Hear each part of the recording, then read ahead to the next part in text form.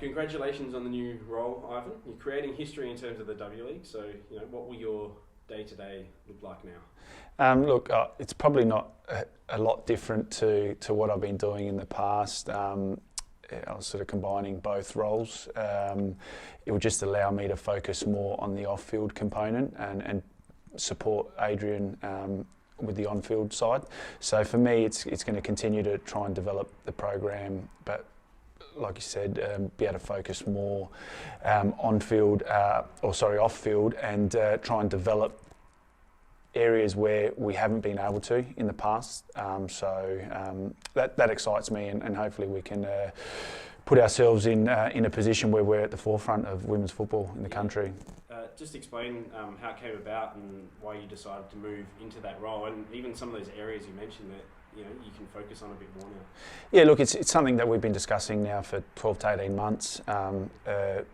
Nathan and myself, and then Bruce came into the club. So we've been having these discussions for a long time.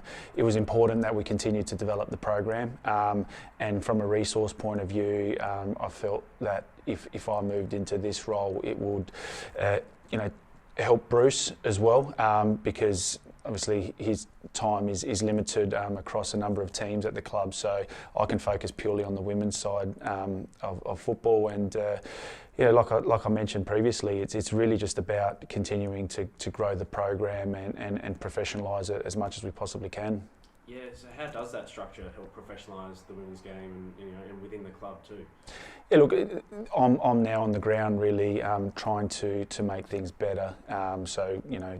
Talking about a training base, staffing, relationships with various associations and various partners that we have, and how we can grow with them and give the girls a platform to be able to be successful. Because I think in the past we probably haven't had that in place, or hasn't been to the level it requires. We really need people just focusing on women's football to help Adrian just concentrate on the on-field component.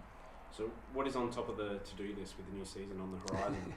Look, obviously Adrian and I are in regular communication, so we want to start to put the squad together. I think that the nucleus of the side has been together for a period of time, and I think that's only going to help because they're starting to develop as really good footballers, young footballers. We're still a very young side, so there's still a long way to go, but I think they're heading in the right direction. I think that the most important thing is trying to establish a base for the girls, where we can call home, training facilities that we can use throughout the season, and just continuously looking to improve areas that we've got in place already. Having worked with Adrian as your second in command for the last few years, what's he like as a coach, and what will he bring to the table? Look, Adrian, I think will do a fantastic job. He's been in and around the program now for a couple of years, knows the players really well. The players trust and respect him also, which is really important. And I think he's passionate and will continue to develop these players and continue to drive them to achieve great things. Yeah, in many ways our W League program has kind of preceded the A League program in terms of promoting youth and developing young South Australian talent. So how do you feel about the progress that's been made? Because it's still a fairly young squad.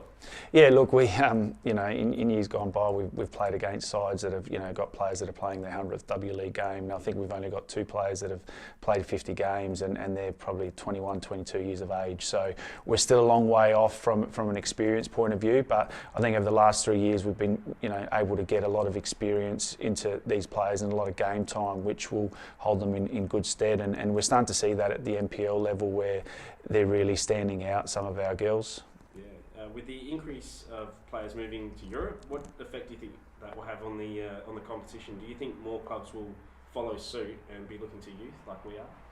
Yeah, look, I think some of them will have no choice. Clubs in the past that have, been able to recruit heavily with a strong financial backing.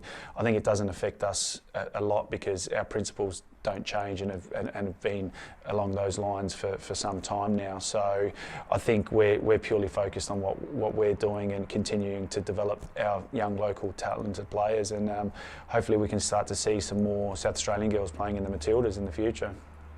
with your role, in your role, will that allow for you to work more directly with the local WNPL clubs in developing players too?